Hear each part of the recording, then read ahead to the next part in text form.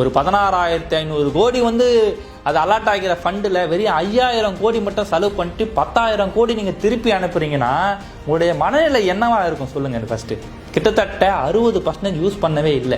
ஆனால் நீங்கள் மத்திய அரசுலேருந்து எனக்கு அந்த காசு கொடுக்கல, இந்த காசு கொடுக்கல, எனக்கு வந்து எஜுகேஷனுக்கு காசு கொடுக்கல, நாங்கள் ஜிஎஸ்டி கட்டுற அந்த காசை கொடுக்கல அப்படின்னு நீங்கள் ஃபைட் பண்ணுற நீங்கள் இந்த கொடுத்த காசை எப்படி நீங்கள் திருப்பி அனுப்பலாம்? தாட்கொண்டு ஒரு நிர்வாகம் எதுக்கு அதை வச்சிருக்கீங்க?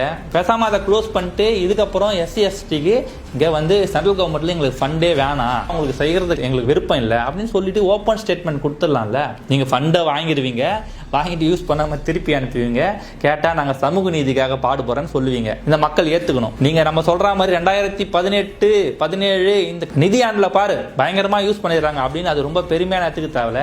ஏன்னா அந்த டைமு அந்த காசு எடுத்து பொதுத்துறைக்கு யூஸ் பண்ணாங்க. எப்படின்னா இந்த லேப்டாப் வழங்குறது, சைக்கிள் வழங்குறது, அப்புறம் மதிய உணவு திட்டத்துக்கு, சத்துணவு திட்டம், இதுக்கு எல்லாத்துக்குமே எடுத்து இந்த ஃபண்டை தான் யூஸ் பண்ணியிருக்காங்க.